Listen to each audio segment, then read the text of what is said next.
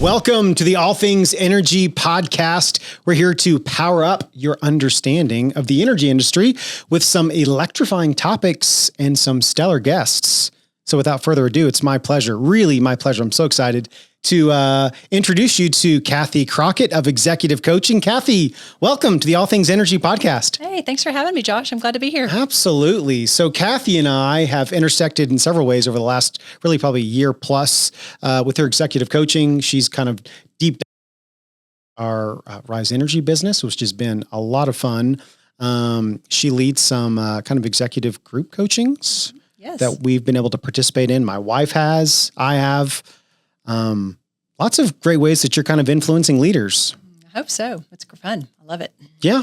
Well, Kathy, we'll kind of just jump right into it. I kind of like to ask origin stories. How did you get into it? What inspired, what brought it about? But so I'll kind of start the question from, what inspired you or what led you or what kind of events kind of sent you down this path of executive coaching and kind of your lead well, so forth. Right. Well, I was a college professor, university professor for full-time for 22 years. I still teach adjunct. So it's been almost 28 years now that I've been teaching college students, and they usually expect you to do some consulting. It's not unusual that you would do some consulting. So probably back in the early 2000s, I had an advertising company come to me and ask me to do some consulting with their clients, market feasibility studies and things like that. And then that started the journey of really working with companies in town, corporate trainings. I also taught managements. They wanted me to come in and train their employees. So over time, I just developed some of that. And then that led to executive coaching, just coming in and helping folks out here and there.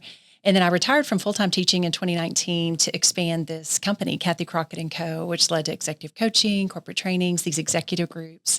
And really, I would say my heart behind it really ignited in 2013 with Dr. John Townsend. I got to go to Dallas once a month, and I was there with 12 other leaders, executives, and I kind of looked around. I was a professor going, what am I here with these other executives? But I learned a lot of X's and O's and strategy. But I also learned about the humanity of being a leader. And I kept telling myself, what are we doing to these leaders? We're running them in the ground. Leaders are taking care of everyone else. Who's taking care of the leaders? And that really was the seed and the origin story of the work I do today is who's taking care of the leaders? They're taking care of everyone else, but who's kind of walking alongside them and taking care of them? No, it's being a leader can be lonely. I mean, that's I'm kind of peeling back a little vulnerability issue, but it's like it can be lonely. Absolutely, because often if you're the leader, there's lots of confidential stuff you can't share. If you're leading a group, you don't complain down to them because that's not rallying the troops like you want to. You shouldn't. If you can help it. I mean, you want to be authentic, but it doesn't necessarily mean you should always be. I don't even like the word should. It's not always wise to be transparent because you're the leader. You kind of have the brunt of responsibility, if you will. So it can be lonely at times if you don't have other leaders or other trusted people. So one of the first things I love to work with leaders is to develop their own personal board of directors. Yeah. So you do have a space to go and kind of share some of the burdens and for sounding boards, even for the confidential stuff. You want a vault setting, some people that can be vaults for you where you can share. Yep. That's huge. You mentioned stepping down from teaching, you said 2019.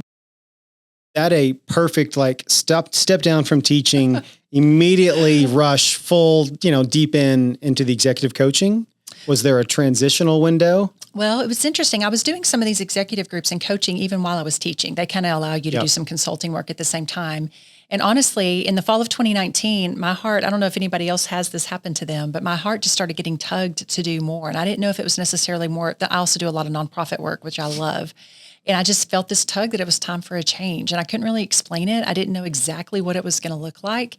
But we kind of had a general plan of things that we were going to launch, in 2020. And I think we all know just a little something happened in there. That was the other half of the 2019 question. It was like, interesting timing. It was actually super interesting timing because another part of my teaching is I've been teaching online since 2000. It was kind of funny. I remember meetings we used to have about Y2K. Yes. And what are the online students going to do in World's Y2K? Going to blow up computer digits 0 and 1. I know, it's crazy. So then fast forward, 20 plus years, then I'm not at the university when the whole university has to go online. So it was really interesting timing, but I just had to trust that. And so it took a little time to launch fully into what we anticipated happening, which again, you just have to trust some timing. It had a few other things. I actually had 8 months where I served an organization that had an unexpected change at the leadership level, the top leadership level. So I had an interim president position for an organization that was in crisis. So I learned a lot there as well. And then after that, probably really the fall of 21, early 22 is when we got to really get going on the executive groups and full throttle on the coaching and all the things. I don't think I want to go there, but I am just dying to almost dive into another deep end of like you're training, raising up executive leaders, and yet you're running a small business. You're running a business of like, how do you acquire your customers? What's your customer acquisition cost? How do you go? I mean, that's a totally separate conversation, but I'm just like, do you find yourself kind of wearing both of those hats as a small business owner often does? For sure. I'm an entrepreneur, very much so. Even as a professor, I was always the crazy one, taking students to New York and Italy and doing all these really unique experiential learning type things, which I was very grateful that LCU allowed me to do that. I had a lot of flexibility to get to create some really cool stuff with students. So I've always been an entrepreneur. And so it is different, though, when you're kind of putting your own shingle out and you're promoting your own name, not another organization's name. So I had to kind of cross that bridge a little bit. And it is a mind shift that you have to make. And then the whole idea of, okay, how much revenue and the timing, because, I don't know if y'all remember in 2020, it kind of calmed down, but then it kind of reared its ugly head again. And there was and at the time, people were kind of hesitant to invest in professional development because you were just trying to keep the doors open. There was a lot of uncertainty, a lot of volatility. So just being mindful of the market and what the market could bear and the timing of some things, yet leaders needed it more than ever, a place to kind of recover and be filled up and have other leaders that are in it with them. And it's me too, those types of feelings. So it was really cool to see how it unfolded and when the dollars were able to be released for these types of things.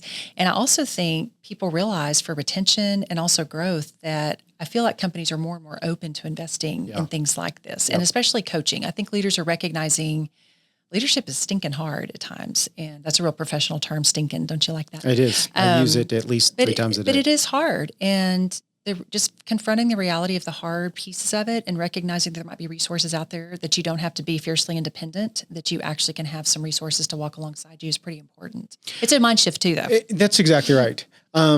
So this question, probably has several answers, but maybe you can hone in on one of them. What is a common, maybe one of the more common challenges that your executives all over that you see facing that you kind of find, I'm pretty sure this is going to be an issue we're going to touch sooner or later. Do you find a common thread? I do. I think that a lot of organizations are becoming more open to recognizing that famous quote that culture eats strategy for breakfast. And they're really leaning into what does that even mean with culture? I remember years and years ago, emotional intelligence kind of came on the scene. And everyone was kind of giving it the side eye going, what is that soft stuff? And now pretty much every business curriculum has it woven in because the reality is you have to work with people.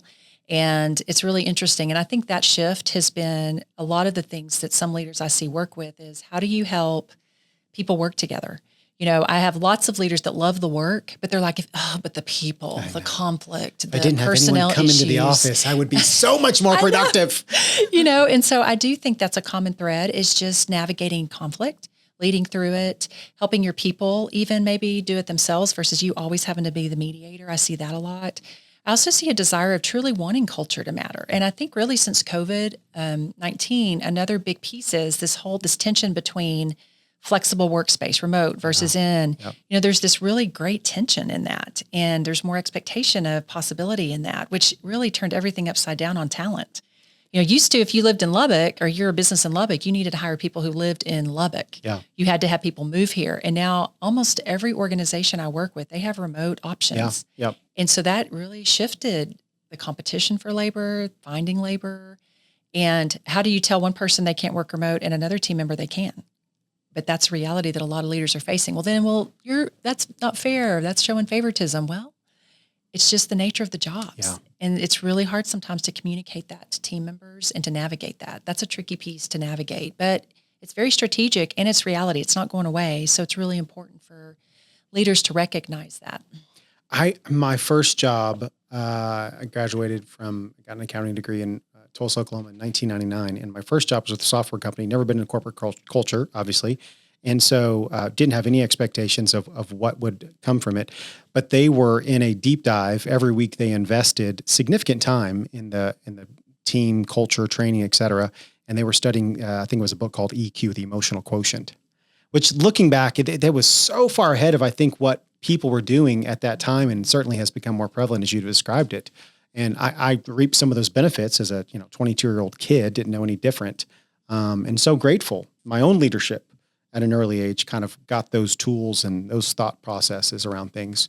And speaking of kind of the remote hybrid thing, companies are just, yesterday, Andy Jassy, Amazon was like, guess what, folks, 5 days a week back in the office. I'm not saying it's 100% pivot, but you are seeing this kind of coming back around of being together does make a difference.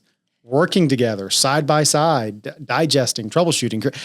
It's interesting just to see, again, leaders, there's never a perfect formula for what that should look like. And I think they're constantly trying to figure out, how do we make this work? They are. And isn't it interesting how the pendulum swings? Yes. Isn't it interesting? Like, well, we're going to give flexibility. And all of a sudden they're ripping the Band-Aid off and saying, forget it. We're swinging all the way back the other direction. And so I love to help leaders perhaps think about, a clock with a pendulum is a healthy clock. There's a swing there that's very healthy. It helps it work efficiently and effectively. And really you want to look for, where do the swings go too far out of the norms? The extreme swings are the problematic things. And so isn't it fascinating that all of a sudden, just whatever day that was, okay, that's it. No more remote. I mean, isn't that fascinating that it's like, and it's across the board. And I think they have thousands and thousands of people. Isn't it fascinating that they felt like they had to make it ironclad, everyone, not customize it, not strategically think through it. And maybe that was wise. I would never judge that because I'm not there and know all the details. I can't even begin to fathom. It's pretty interesting though. I can't fathom it again. I don't know the details of it, but it's just like, there's a pretty good chunk of probably their employees and staff that made some fairly permanent remote lifestyle changes, maybe living in Hawaii on the weekends. I don't know. I actually do know a leader who was told that they could work remote and they moved their family. They sold their house. And when they got there, they said, just kidding. Yes. So you have to move back. And so talk about a pivot. They had to make a really big decision as a family and it was very fascinating to watch how that all unfolded. Well, speaking of a pivot, families and individuals have to make, I'll ask, what leadership traits, what are some of the qualities and traits and characteristics that you feel like are really critical for leading an organization, your business, whatever, fill in the blank. Mm-hmm. What are some of those traits that you're really paying attention to and you're trying to emphasize and even cultivate? Well, it's funny. You ask which leadership traits, and it's almost like picking my favorite book or picking my favorite child. Yes. Because there's so many different traits that fit different situations. So I would for sure say agility. Everything changes so quickly, and I think everyone feels like they're drinking from a fire hose. And so I do think the agility. I think I also had someone, a mentor of mine, encourage me during a season when I had a very tough assignment as a leader. And she said, Kathy, leadership is never easy. You have to just trust the skills and experiences you've had and show up every day and just take it one step at a time. And so it's hard to pick one trait because part of that agility is you have the ability, okay, for example, in any culture, there's the tension between results and relationships. That's basically what culture is. That is fantastic. It's relationships. Say that again. That's really good. Pretty much culture is the tension, the healthy tension, I would even say, between results and relationships. And as a leader, you're constantly thinking contextually of what does this situation need? I wish you could say that you could show up with one tool all day long, but you have to be able to flex. You have to be able to listen. You have to be able to have the wisdom and discernment to know, right now, this leader, they perform admirably. They never make mistakes. And now they've made a mistake and they're beating themselves up so much, they don't need me to come with the hammer hard on them on results. We missed a deadline. What were you thinking? I can't believe. They're beating them on. You have to come with the relationship, say, hey, man, this happens. We got to pick ourselves up. We got to keep going. I still believe in you. Let's go. Now, other times you might have people that aren't quite getting the message that you meant it when you said there's a deadline here. Or we mean it when we say you're not going to interrupt people in meetings. That's not our culture. We're going to show each other respect. We're going to be mindful of that. That's not how we roll with interrupting or really coming hard at people who try to give you feedback, all the things, right? And so in those cases, maybe you do need to lean a little bit more on the results side and say, look, you are going to be held accountable to this result. You're not quite as relational. We kind of call it the velvet hammer at times, Yes. Yet you're constantly navigating, even with the same person in a different situation may call for a different response from a leader. And that's the hard part. I often leaders and managers, you're wearing both hats all the time. There's a management hat and there's leadership hat. Sometimes people say, what's the difference? I said, well, you've got to have managers executing the plan. You have to. If you don't have managers and wearing your management hat, sometimes things are not going to get done. Yet the leadership hat is, what is the plan? you've got to have a leadership hat or have leaders in your organization that are looking ahead. They're looking around the next couple of corners that are coming. And I would say earlier you asked a challenge, and I'd say that's a big challenge for leaders because there's a big difference between wanting to be in it, the everyday, in the trenches, getting it done. You're just in it with your team.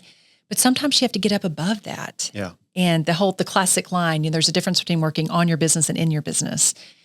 Leaders, I think sometimes the hardest thing is to shift from being a doer to a leader. Yeah.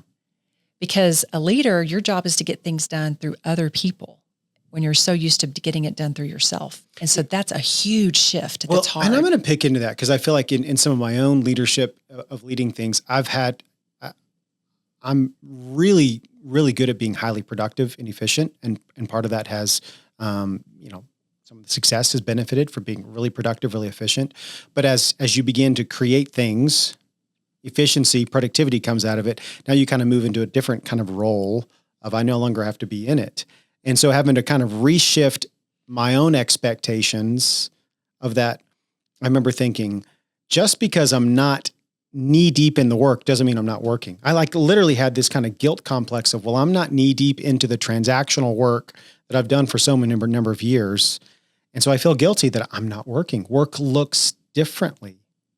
How do you help a leader kind of move from just even their own emotional feel like I'm not really working?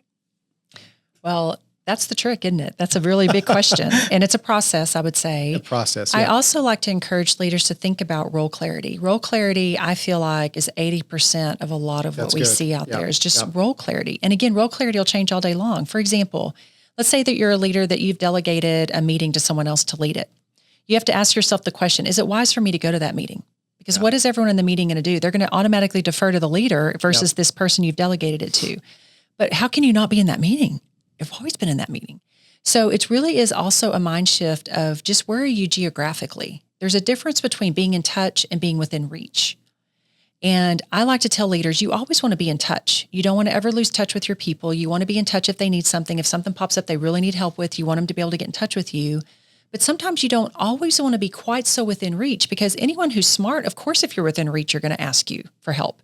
They're going to ask your input. They're going to ask for your feedback. But if you're not within reach, they may take a couple more steps before they reach out to be in touch. And that's professional growth for them. Yeah. And I am guilty of this too. It's so tempting if you're there just to go get your hands in it again because it's just right there. It's within reach. But if you put a little distance between it, it helps you pause just a second to say, wait, is this my role anymore? Yeah. Is this my role in this contextual situation to step in and solve it? Or do I let them bring me ideas to see how they would solve it? And then the hardest thing I keep saying hard things, but another hard thing for a leader is to watch someone do something the way you would not do it. Yeah. But they're doing it good enough. Yep. And just let it go. They don't have to do it the way you do it. And that's another piece of letting go and letting things get done through other people versus you feeling the need to be in it so heavily. I look at the world through kind of numbers, dollar signs, probabilities of percentages, not always accurate, but it helps me to have some markers of how are we doing? Where are we going in this? Do I need to put more energy, less energy? And Craig Rochelle put a percentage calculation around developing leadership that probably for me was just game changer. You've probably heard him talk about this before. He's like, when you're raising up that next leader, when you're leveraging your time, moving someone into a role, especially a role that you have, participated in, he said, here's your expectation level. They will operate at 50% of your capacity, efficiency, productivity, et cetera. They'll be at 50%. So go in with the expectation that whatever level you are good at, they're going to be at 50% day one. So first level is like, what? I can't afford a 50% drop in production. But no, here's the deal. You're freeing up your time, your energy, your giftings to go into other places. So the multiplied effect is much greater, but you're hiring someone that you believe can grow to, they'll probably hit a ceiling, maybe at 80% of your capacity. And that's really good. 80% of what you've done is really, really good. And you'll hit some outliers that just blow it up. And those are the people you keep forever. Don't lose them. But do you find that to kind of be true? Like trying to figure out, pulling away, but I'm not seeing. It takes a lot of courage. But yes, if you can go there and you can truly help. And the other interesting thing is there was a very, very successful commercial real estate colleague of mine who I know, and he actually did some research and data collection. He had to show the partners that when we onboard a new associate to bring them on board, there's going to be a dip in production. And then you'll notice that we come back up. So he did it with 3 different people because he would mentor them. He would bring them in, he would train them, but he had to show the partners every time you bring in a new associate, here's the data that shows. That's right. And it was a consistent pattern 3 times, and they're not intentionally doing it that way. So I would say that is actually another tension, a healthy tension that you have, is it's just easier to do it myself. It's going to take twice as long to teach them how to do it. Well, you're right. On day 1, it is, but later it's not. And why is it even important? Why would I delegate? Why do I need to get stuff done through other people? Well, you can go pretty high, but you're limiting the growth potential if you continue to think that you have to do it all, which it's easy to say that out loud, but it's very hard. It takes a lot of courage to hand things off. It really, really does. And so you've got to have the courage. But why would I even hand it off? Well, here's the thing. Back to role clarity. Who else in your organization is thinking about the future? Who else in your organization is setting the vision? And even if you're a mid-level manager, you know that position better than anyone else because you're doing it day in and day out. Even though you have bosses that know a lot about it, they're not doing it every day. Yeah. You know more about it. You also want to be thinking ahead. For example, I'm telling all leaders, how is AI going to affect you and your team? And they're like, well, I don't know about it. You got to figure that out. It's coming. It's not that it's not coming. It's already here. Yeah. You're already behind. I heard a conference recently said, if you haven't already considered how AI can influence your team, you're already 2 years behind. Yeah.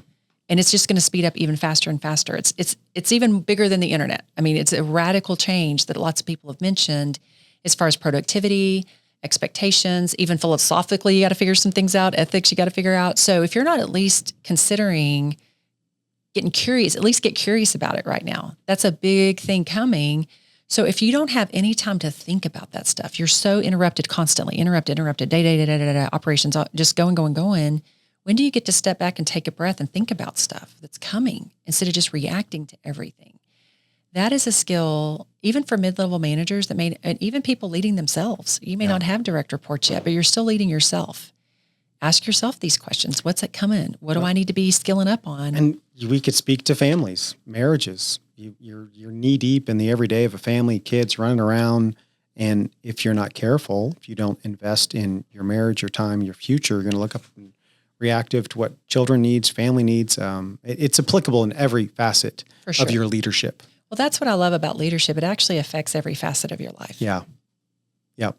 So I'm going to kind of transition a little bit in the All Things Energy podcast.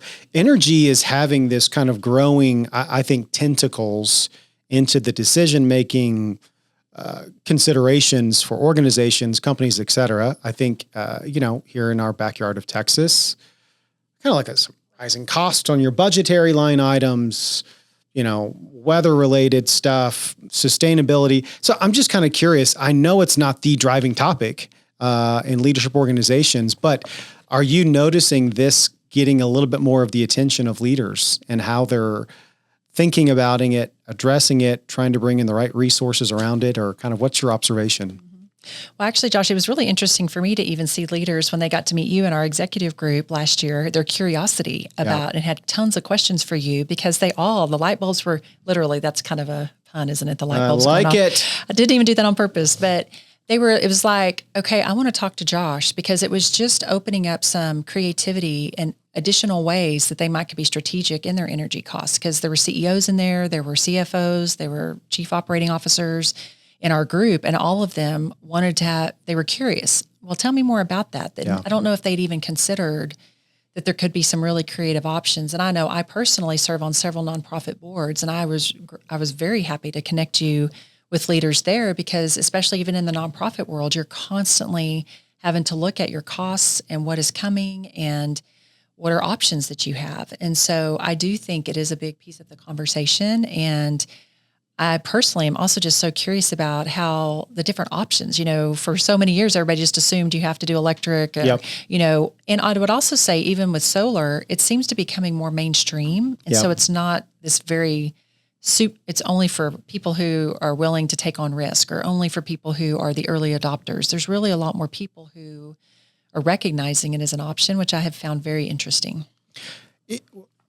One kind of angle in this kind of energy revolutions, changes, certainly certain parts of our country are radical in how they think about energy, environmental friendliness, and so on and so forth. Other parts of the country, that does not, move the needle much for them. I think in West Texas, it moves the needle a bit less so. I think probably because we're like, don't force anything on me, right? Don't tell me what to do. At the same token, as I've thought about it, the word that I think does intersect a little more so is, as a leader, is stewardship. For sure. And so I'm going to kind of drop that word in here to say, how do you feel like leaders should and can steward their responsibilities, leadership, as it pertains to, the topic of energy? Well, I think all leaders, being a good steward, regardless of what it is being a leader, is being open and curious about things. I think curiosity is a superpower. If you've ever heard any of my trainings or anything, curiosity very much is a superpower. And if you are closed-minded or not curious about things and not willing to be open to conversations of innovation or unique ways to come at things versus just, we kind of joke about companies that seem to not be growing are the ones that say, well, we've never done it that way before. We're not going to do it that way. Yep. And so I do think, pertaining specifically to energy, it is a big bottom budget item. And there's a lot of companies now that, with Gen Z coming up, they're very minded of, okay, what's going on with the environment? What's going on with all kinds of things, purposeful and all these things, this narratives around companies. And so I do think energy plays into that some, and wanting to be a good steward of those things. But also I think curiosity, sometimes it's easy, as I said earlier, the side eye look. Sometimes we give things the side eye going, I'm not sure about that.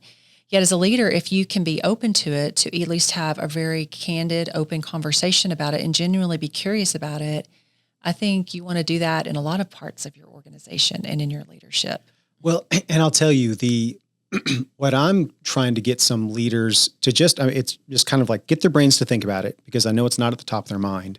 And I'm having this conversation with some university academic institutions, organizations, businesses. And it's like, hey, listen, and you referenced it. You can take advantage of some messaging that could help elevate the attractiveness of if you're a university, you're looking at recruiting students and so forth. If you're in, a business organization, you want retention, you want to recruit potential employees by kind of saying, hey, we want to kind of help lead in some, fun, curious, new, solution-driven. We've got some new programs now. We can kind of offer free batteries, so now we can help balance the grid of Texas, balance all these massive energy challenges. And there's no cost to you, Mr. and Mrs. Organization. But guess what? You can take advantage of these assets and create a messaging to your audience, to your potential, student base, people you're recruiting. And it's so much about the messaging of what we're doing. I find moves the needle in decision-making. Yes, bottom line budgets, 100%, we got to pay attention to that. But trying to help organizations go, how do I help improve your messaging? Because you've got people paying attention to you. Mm-hmm. It's all about narrative, right? Yeah. There's so many things, even in strategic businesses. It's all about the story, especially with social media coming on board. And I even joked, I taught marketing for a while, and I can remember years ago when they were talking about glance marketing, flipping through magazines, flipping through newspapers. Well, then glance marketing took a whole nother level when the Apple Watch came out, because now you have about an inch of geography that you're trying to get people's attention. And so they were all about, what is the narrative? What is the story around this? And I think leaders often want to pay attention to that, because narrative does affect your culture.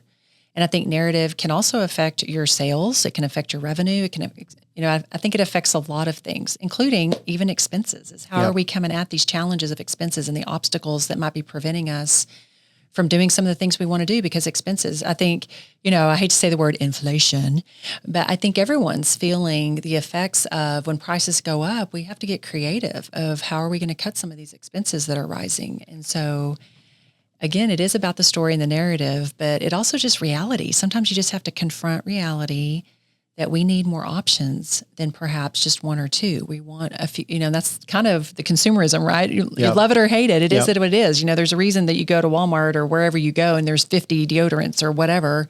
Why would there not be more options and some other resources as well and things that we consume? So it's an interesting thing to chew on for sure. Well, and I think too, I've learned that if I can help the client, the customer, understand the situation, the pros, the cons, the benefits, the options, A, B, C, and then they kind of get to choose their own. I mean, I think any leader, when looking at navigating, implementing, new solutions, new programs, new things, that's going to have there's a whole lot more confidence when you've kind of sold yourself on this is what I'm choosing for my reasons rather than being told what I need to do.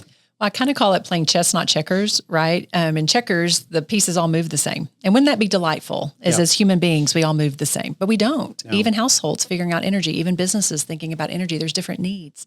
There's a lot of different nuances. And so I really do like the fact that you can, it's not that you're customizing for each person, but by allowing options, it does allow for a little bit more customization, which I think we all like that, don't we? Don't we all like it when we can get it like we want it? And like I just ordered a pizza. We all ate it with a group of people at a pizza place recently. And they said, well, hey, build your own. I was like, that's what I want to do. Exactly. I want to pick exactly which ingredients I want. And my husband's probably saying, yeah, no kidding. She does like to do that. But other people don't want to have to start from scratch, though. I think that's what's unique about some of the things that you've shared with me is that it's not like I'm having to figure it out from scratch. You help me figure out, okay, now that we've gotten to a certain level of understanding, now you pick and let me guide you and coach you. And I think that's also really helpful is for people not to have to be the expert, but still have expertise helping. That's right. That's right.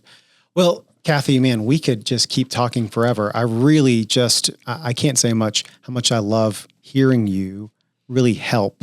And I know this personally because we've walked through these conversations, really helping leaders, and it's just individuals, navigate and serve and lead, create space. The impact you're having, just makes my heart really smile. And I know that you feel the same way. So thank you so much for joining us today on the All Things Energy podcast. Well, thanks for having me. It's been great. Yeah, absolutely. Well, I always like to kind of say these conversations always kind of should have a part 2.